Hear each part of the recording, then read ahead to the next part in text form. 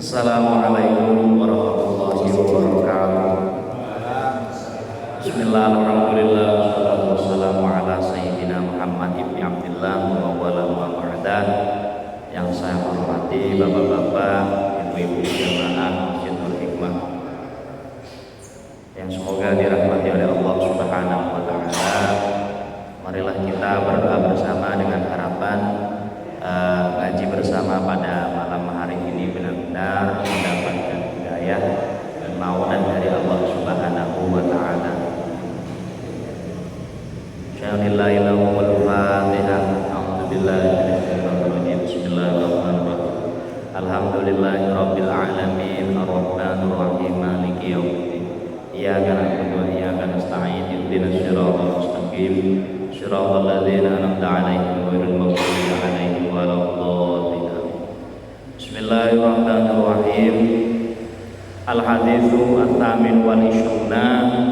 Hadis yang ke-28 menguraikan tentang ittiba' as-sunnah wa ijtinabul bid'ah, yaitu mengikuti tindak tanduk dan sunnah dari baginda Nabi Muhammad SAW, serta menjauhi atau meninggalkan perbuatan yang mempunyai unsur bid'ah.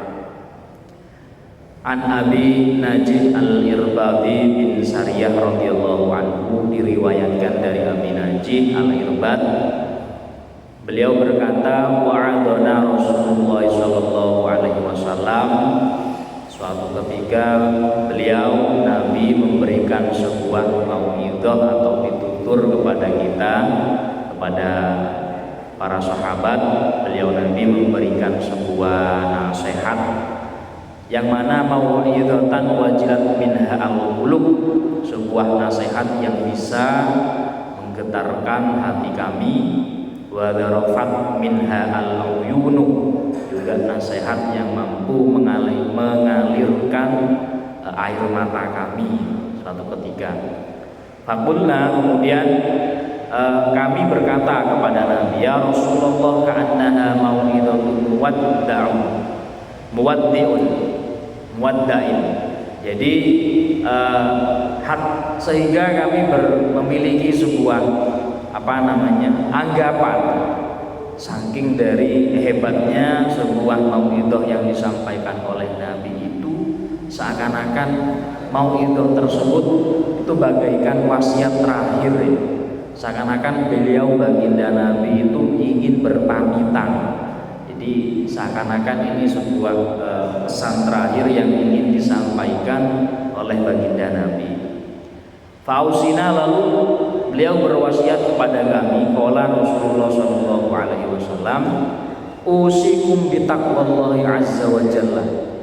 Saya berwasiat kepada kalian semua, yang pertama, takutlah kepada Allah azza wa jalla. Wasam'i wa ta'ati wa in ta'ammara 'alaikum 'abdun.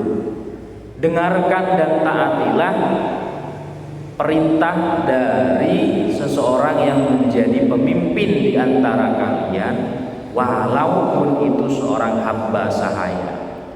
Fa innahu may ya'ish minkum fasayara ikhtilafan katsiran. Bahwasannya orang yang akan hidup di antara kalian dan setelah kalian akan menjumpai perbedaan-perbedaan yang banyak. Oleh karena itu, fa'alaikum bisunnati wa sunnati khulafa'ir rasyidin. Berpegang teguhlah dengan sunnahku, dengan ajaranku, wa sunnati khulafa'ir rasyidin, serta tindak tanduk dari orang-orang yang menggantiku setelah diriku, di mana mereka ar-rasyidin, orang-orang yang benar-benar mengikuti kebenaran, al-mahdiyina, yang mendapatkan petunjuk dari Allah. Addu 'alaiha bin nawajidi, gigitlah dengan gigi geraham kalian sangat-sangat terhadap segala hal yang telah kuajarkan kepada kalian. Wa iyyakum wa muhdatsatil umur, dan jauhilah hal-hal yang yang sifatnya itu muhdatsat, yaitu sesuatu yang baru atau dalam tanda kurung sesuatu yang sifatnya itu bid'ah. Fa inna kulla bid'atin dhalalatun, karena setiap hal yang baru yang tidak jelas itu bisa menyesatkan dan berpotensi memasukkan perilaku-perilaku tersebut orang yang melakukannya ke dalam neraka, karena itu menyesatkan. Hadirin yang dirahmati oleh Allah Subhanahu wa taala, hadis nomor 28 iki benar-benar mengisyaratkan beberapa dan menjelaskan beberapa hal. Yang pertama yang ingin disampaikan oleh baginda Nabi itu tentang usiku, berwasiat. Seperti halnya semisal di dalam sholat Jumat itu sering kita dengar bahwasanya khatib itu berwasiat kepada dirinya sendiri, lalu kepada para jamaah yang hadir untuk menunaikan sholat Jumat. Yang pertama untuk bertakwa kepada Allah Subhanahu wa taala. Jadi mau'idhah yang diutarakan oleh baginda Nabi itu benar-benar sebuah al-wa'id. Mau'idhah itu dalam bahasa Indonesia itu artinya adalah nasihat.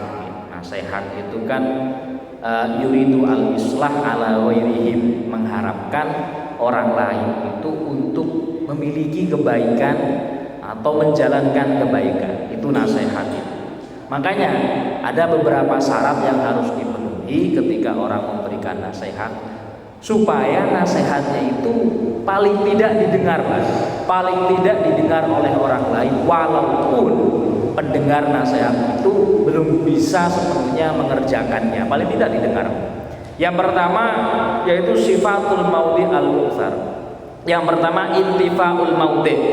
Yang pertama agar nasihat itu bisa dilaksanakan, bisa didengar minimal oleh orang lain, yaitu harus mengenai sasaran. Jadi memberikan nasihat tentang tentang hal-hal yang sifatnya ukhrawi terhadap orang yang sedang yang sedang dililin hutang, itu kurang bijak. Kula kathah utange pripun niki sing sae, bersabarlah, tawakal kepada Allah. Nggih, menurut kitab niki nasihat tersebut harus tepat sasaran. Jadi kalau orang sedang dalam keadaan terlilit hutang dan lain semacamnya, kok nasihatnya itu tawakal dan pasrah, itu kirang pas. Nasihat yang baik itu yang sesuai dengan kondisi orang yang sedang dinasehati. Kalau orang sedang dililit hutang, maka nasihat yang bagus ialah bekerjalah yang baik dan benar, giat dan berusaha, cicil sebisa dan semampunya hutang yang kamu miliki, lalu kedepannya berhematlah dan mulailah menyesuaikan gaya hidup dengan pemasukan dan lain semacamnya. Itu namanya nasihat yang selaras itu. Jadi kalau ada orang minta nasihat dan dia sedang putus cinta, lalu nasihatnya itu termasuk nasihat yang bersabarlah, tawakallah kepada Allah, itu bukan hanya nggak masuk, nggak mungkin didengarkan itu oleh audiens. Jadi syarat dari nasihat yang pertama agar bisa didengar oleh audiens itu adalah harus realistis dan objeknya itu harus mengenai. Intifaul maudhu itu judul atau tema yang disampaikan di dalam nasihat itu bisa mengena terhadap orang yang mendengarkan. Kemudian yang kedua, syarat nasihat itu bisa didengarkan al-balaghatu fil mau'idhah, yang menggunakan kata yang mudah dipahami gitu. Jadi kalau kita menasehati nyun sewu seorang petani misalkan atau buruh dan lain semacamnya, kok menggunakan bahasa yang terlalu muluk-muluk, terlalu tinggi, jatuhnya itu ngantuk, nanti nggak didengerin gitu. Kemudian berikutnya ada mutakwil. Ngasih nasihat itu jangan panjang-panjang. Mau ido kok sampai 3 sampai 4 jam. Ini tinggal masak nanti. Mau ido kok sampai 5 jam. Enggak ada yang dengerin, malah tidur semua, malah angok kabeh nanti.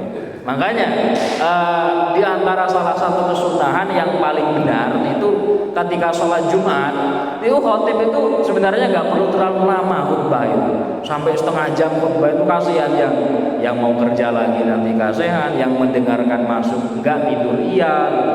dan lain semacamnya. Toh ada berbagai macam kesempatan untuk menyampaikan kebaikan, semisal kayak kesempatan pada malam hari ini. Kalau waktu Jumat kan orang menyempatkan sholat Jumat karena mungkin yang bekerja agak jeda untuk melaksanakan sholat Jumat sehingga istirahat, atau mungkin orang memang mempersiapkan dirinya untuk melaksanakan sholat Jumat. Ini kok khotibnya sampai setengah jam, lama banget. Ya maksimal 15 menit atau 10 menit lah itu sudah bagus itu. 15 menit atau 10 menit gitu. Kalau hal-hal yang penting yang tidak ada hubungannya dengan sholat Jumat bisa disampaikan setelah sholat Jumat atau sebelum melaksanakan sholat Jumat, semisal pengumuman tentang apa dan apa, atau sosialisasi dan lain semacamnya. Kalau terlalu lama itu membosankan. Ada mutakwil itu terlalu lama membosankan. Makanya yang benar kalau sholat Jumat itu khutbahnya itu sebentar, tidak terlalu lama, ya sewajarnya dan sungguhnya. Lalu sholatnya yang lama, itu yang apa namanya, yang tepat semacam itu, yang sesuai dengan sunnah Nabi. Sekarang tidak, di mana-mana kerap acap kali saya temui khutbah itu sampai setengah jam, khutbah sampai setengah jam, malah sholatnya paling 5 menit 10 menit. Itu terbalik gitu. Kadang memang ada perasaan mumpung ya. Mumpung saya jadi khotib ingin saya sampaikan apa. Nah kadang di aji mumpung itu terselip mungkin hal-hal seperti yang tidak sesuai, yang tidak harusnya disampaikan saat khutbah. Misalkan mencemooh, mencela orang lain, itu ada, itu kadang semacam itu ada. Jadi itu bukan pada tempatnya. Berikutnya yang paling penting orang memberi nasihat itu sifatul wali an-najib, perilakunya. Tiang ingkang napa niku nyugani nasihat niku harus sesuai. Jadi ini termasuk cambuk untuk saya pribadi. Makanya ketika sholat Jumat itu saya berwasiat selaku khotib kepada diri saya sendiri. Pertama diri dulu. Gak mungkin dong dokter nyembuhin orang tapi dokternya sakit gitu kan lucu ngoten. Orang ngasih nasihat kepada orang lain tapi hatinya sedang sakit, baik itu hasud, dengki dan lain semacamnya. Jangankan diikuti nasihatnya, didengarkan aja udah untung gitu. Kita mendengarkan nasihat orang lain bukan karena ingin, kadang sungkan kalau mau pulang nggak enak, nanti dibilang nggak takut apa namanya, nanti diarani nggak seneng pengajian, takut diarani apa itu. Padahal nggak seneng, padahal memang sebenarnya kan karena takut nggak suka dengan orang lain, akhirnya dia ikut pengajian gitu loh. Ya itu bagus gitu. Makanya ini juga cambuk terhadap semua dai, even saya sendiri gitu. Sifatul wali itu menentukan sekali apa yang ingin kita sampaikan. Nabi itu kalau ngasih nasihat gak panjang lebar, Nabi itu lebih banyak ngasih contoh, jadi orang belajar dari perilaku Nabi. Kalau orang berbicara itu bagus banyak bahkan berjam-jam itu bisa gitu. Tapi yang ngasih contoh ideal itu sangat langka sekali, sangat langka sekali. Makanya berangkat dari rumah ketika malam Rabu pengajian ini memang saya niati yang pertama ya untuk menasehati saya sendiri. Yang kedua, panjenengan kita semua, baik itu mau dilaksanakan atau tidak, itu urusan pribadi. Panjenengan mirengaken di alhamdulillah, boten nggih boten nopo-nopo, namanya juga nasihat, penawaran gitu. Makanya ini hadis ini juga menjadi sebuah refleksi atau muhasabah, cerminan untuk kami pribadi untuk lebih tidak termasuk dalam firman Allah kabura maqtan indallah antakulu ma la taf'alu, antakulu ma la taf'alu. Sangat besar kebohongan di hadapan Allah bagi kalian mengatakan tapi gak melakukan, dalam tanda kurung munafik. Pulau saja jenengan masalah kebaikan-kebaikan dan lain semacamnya. Tapi pribadi saya bukanlah 100% pure orang yang baik dan lain semacamnya. Jadi kadang ada rasa malu gitu. Malu sebenarnya saya. Bukan malu kenapa enggak? Apa yang saya sampaikan, apa yang kitab ini dan apa yang saya sampaikan di dalam kitab ini tuh banyak banget yang bertolak belakang dengan pribadi saya sebenarnya. Sebenarnya ya malu sebenarnya. Cuman ya mau gimana lagi? Makanya baiknya kata salah seorang ulama Gus Baha itu orang mengaji itu bawa kitab tentu. Jadi yang dia sampaikan itu bukan pribadinya, tapi apa yang ada di dalam kitab. Sehingga ketika dia salah, ketika saya salah, itu dari saya pribadi, ketika apa yang disampaikan itu adalah perbuatan yang baik dan lain semacamnya, itu murni dari karangan para ulama terdahulu. Sehingga itu bukan nafsu saya ingin menyampaikan sesuatu yang baik. Itu ngoten. Nah, berikutnya hadis yang ke-28 itu jelas mengisyaratkan yang pertama tentang masalah bid'ah dan sunnah ya. Kalau boten saya nggak terlalu panjang lebar menerangkan tentang sunnah dan bid'ah karena itu sudah diulas oleh ulama-ulama terdahulu. Yang jelas saya pribadi itu mengikuti pendapat dari Imam Syafi'i bahwasanya Imam Syafi'i waqad ruwiya an Syafi'i, diriwayatkan dari Imam Syafi'i annahu qol al bid'atu bid'atani. Menurut Imam Syafi'i, bid'ah itu ada dua. Ada bid'atul mahmudatun, ada bid'ah yang dipuji, wa bid'atul madhmumatun, ada bid'ah yang tercela. Fama wafaqa as-sunnah, semua tindak tanduk yang selaras dengan ajaran Nabi, dengan fatwa Nabi, dengan perilaku Nabi, dan dengan hal-hal yang memang disenangi oleh Nabi, fahuwa mahmudun, itu namanya bid'ah yang dipuji. Wa ma khalafa sunnah, dan yang bertolak belakang dengan kesunahan, fahuwa madhmumun, dan itu dicela, artinya tidak diperbolehkan. Wahtaja biqauli Umar radhiyallahu anhu, dan Imam Syafi'i ini memiliki tendensi atau sumber hukum dari perilaku Sayyidina Umar. Jadi seperti yang mungkin pernah saya ceritakan dulu pada zaman Nabi Muhammad, Nabi itu tarawih cuma 8 rakaat di masjid mengimami masyarakat Madinah. Lalu setelah 8 rakaat beliau pulang ke kediamannya untuk menyempurnakan menjadi 20 rakaat. Suatu ketika ditanya oleh Sayyidina Umar, kenapa Nabi kok harus 8 rakaat di masjid lalu di rumahnya gitu. Kalau saya sampai melaksanakan tarawih 20 rakaat di masjid, saya takut itu dianggap wajib, sehingga nanti mengakibatkan orang merasa berat dan keberatan melaksanakan tarawih berjamaah di masjid itu. Jadi saya kasihan, biarkan orang menganggap itu 8 rakaat, sisanya saya kerjakan sendiri. Berangkat dari itu, para sahabat waktu Ramadan, satu kota Madinah itu ramai sekali. Karena satu rumah dengan rumah yang lain melaksanakan sholat tarawih. Bukan ramai main kartu, bukan ramai main game, tapi ramai melaksanakan tarawih. Sallallahu ala Nabi Muhammad dan seterusnya itu, semua semacam itu. Akhirnya sepeninggal Nabi diakomodir oleh Sayyidina Umar. Wis timbangane rame sak desa, timbangane rame, penting dadi siji ya.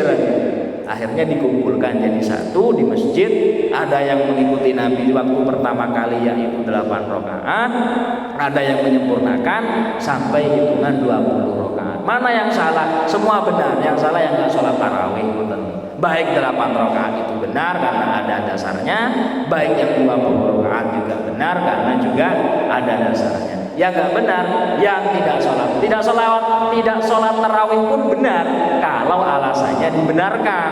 Misalkan sakit, sedang bekerja, atau sibuk dan lain semacamnya. Yang menyibukkan diri untuk alasan agar tidak sholat tarawih, itulah yang tidak dibenarkan. Yang menyibukkan diri karena hal yang tidak diperbolehkan, itu juga tidak dibenarkan. Jadi semua itu punya dasar masing-masing. Jadi kembali kepada bid'ah, semua hal yang dinisbatkan, disandarkan kepada agama dan itu tidak ada dalilnya, tidak ada aslinya, tidak ada keterangan dari Nabi, tidak ada keterangan di dalam Al-Quran, juga tidak ada kesepakatan dari para ulama terdahulu, itu bisa dikategorikan sebagai bid'ah yang tidak baik atau bid'ah yang madhmumah, bukan yang mahmudah. Kalau bid'ah yang mahmudah adalah hal-hal yang memang ada dasarnya dan itu baru. Ya, semisal ya sholat tarawih berjamaah di masjid, itu bukan sunnah Nabi sebenarnya itu inisiatif dari Sayyidina Umar itu. Kalau sunnah Nabi ya 8 rakaat di masjid, nanti pulang menyempurnakan menjadi 20 rakaat. Sekarang enggak, 8 rakaat di masjid, pulang enggak ke rumah, tapi ke warung kan gitu. Itu Nabi nggak pernah ke warung gitu. Nabi nggak pernah nyangkruk nang warung terus ngobrol ngalor ngidul, nggak pernah itu. Gimana itu?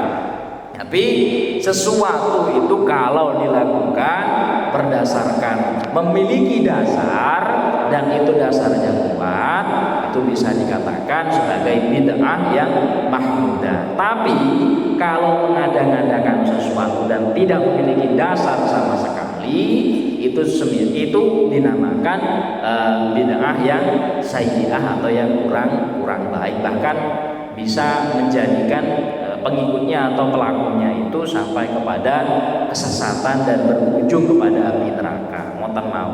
Untuk hal-hal yang contoh-contoh yang lain di sekitar kita tentu lebih banyak dan kita ikuti saja orang-orang terdahulu. Saya tidak ingin menghakimi apakah ini bid'ah dhalalah atau ini bid'ah sayyi'ah. Saya juga pengikut sama seperti panjenengan semua. Artinya kalau kata para ulama itu dikatakan bid'ah yang baik ya kita ikuti. Kalau kata ulama itu bid'ah yang dhalalah ya nggak usah diikuti. Yang jelas kontroversi perbedaan itu pasti ada. Selama perbedaan masih ada, itu berarti kalau masih ada yang memperbolehkan ya ikuti saja. Kalau tidak ada yang tidak memperbolehkan ya silahkan diikuti saja. Artinya selama perbuatan atau perilaku tersebut masih menimbulkan silang pendapat, berarti ada yang memperbolehkan, monggo yang mengikuti silahkan, yang tidak mengikuti silahkan. Tapi kalau hal yang disepakati boleh dan tidak boleh, itu harus kita ikuti. Misalkan sholat maghrib 3 rakaat semua wajib, nggak ada sholat maghrib 2 rakaat itu. Nah itu namanya kesepakatan itu. Kalau ada yang sholat maghrib 2 rakaat berarti itu sesat. Atau semua sholat itu menggunakan bahasa Arab misalkan. Kok ada sholat diterjemahkan, wah itu berarti sesat itu. Karena kesepakatannya kayak gitu, karena kesepakatannya semua sholat bahasa Arab. Oh kita menggunakan kebudayaan lokal misalkan, sholat menggunakan bahasa Jawa, wah itu jelas itu yang sesat itu bid'ah yang tidak diperbolehkan, yang sesat.